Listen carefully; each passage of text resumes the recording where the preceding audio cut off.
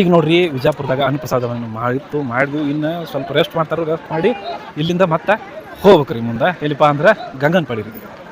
ನಾವು ಇದುವರೆಗೂ ನಡ್ಕೊಂಡು ಬಂದಿದ್ದು ಹಾದಿ ಮೊಬೈಲ್ ಸ್ಟೆಪ್ ಹೇಳೋ ಪ್ರಕಾರ 23 ಕಿಲೋಮೀಟ್ರ್ ಆಗೈತೆ ರೀ ಈ ಒಂದು ವಿಜಯಪುರ ಅನ್ನಪ್ರಸಾದ. ಇವಕ್ಕೆ ಕಂಬಿ ಅತ್ತಾರೆ. ಕಂಬಿ ಅಂದ್ರೆ ಮೊದಲೇ ₹130 ಇರ್ತೈತೆ ರೀ. ಇನ್ನು ಮ್ಯಾಗ ಮತ್ತು ನಾವು ಇಲ್ಲಿ ಅಂದ್ರೆ ಪ್ರಸಾದ ತೊಗೊಂಡೆ ಇನ್ನು ನಡ್ಕೊತ ಹೊಂಟದ್ರಿ ಎಲ್ಲಿಪ್ಪ ಅಂದ್ರೆ ಗಂಗನಪಳ್ಳಿ ರೀ. ನೋಡ್ರಿ ನಮ್ಮ ಮೇಳೆ ಇರ್ತೈತಿ ಹಂಗೆ ಗಂಗನಪಳ್ಳಿ ಹೋಗ್ತೈತಿ. ಯಾರು ದವಾಖಾನೆ ಒಳಗೆ ಏನು ತೊಗೋಬೇಕು ಹುಡುಗಿ ಅಡ್ಡ ತೊಗೋತಾರೆ ಕಾಲು ಮುಸಾತಿದ್ರೆ ನೋಡ್ರಿ ಹೋಗ್ಬಿಡ್ರಿ ಮುಂದಿನ ಸ್ಥಳಕ್ಕೆ ರೀ. ಅಂದ್ರೆ ಸಿರ್ಸೈಲ್ಕೆ ನಡ್ಕೊತ ಹೋಗೋ ಭಕ್ತಾದಿಗಳ ಸಲುವಾಗಿ ದವಾಖಾನೆಯನ್ನು ಓಪನ್ ಮಾಡಿರ್ತಾರೆ ರೀ.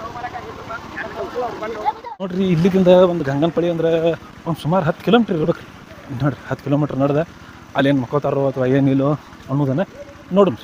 ಈಗ ಟೈಮ್ ಏಟಾಗೈತಪ್ಪ ಅಂದ್ರೆ ಬರೋಬ್ಬರಿ 9 ಆಗೈತೆ ರೀ.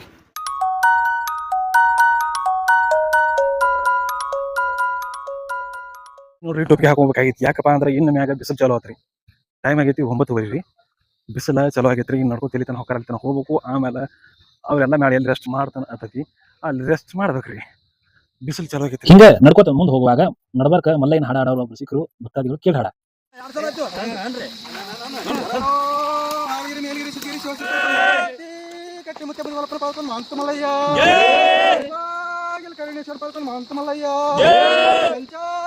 పల్లదారి పలకొండ మహంతమల్లయ్య శుక్లేశ్వర పలకొండ మహంతమల్లయ్య మల్లలింగేశ్వర పలకొండ మహంతమల్లయ్య పార్వతీ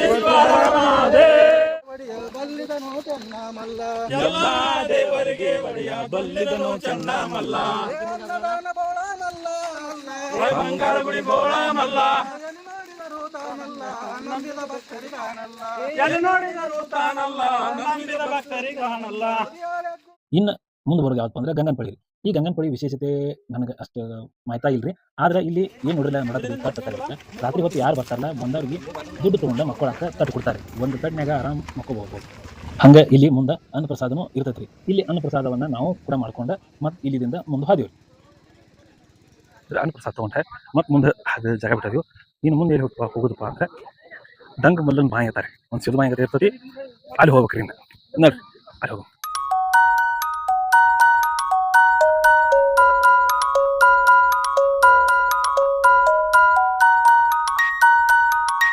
ಬಿಸಲಾಗ ನಡ್ಕೋತ ಹೋಗೋ ಭಕ್ತಾದಿಗಳಿಗೆ ಅಂತ ಹೇಳಿ ಶರ್ಬತ್ ಇಟ್ಟಿದ್ರಿ. ನಾವು ಕೂಡ ಶರ್ಬತ್ ಕೊಡ್ರೆ ಮುಂದೆ ಹೊಂಟಿವಿ.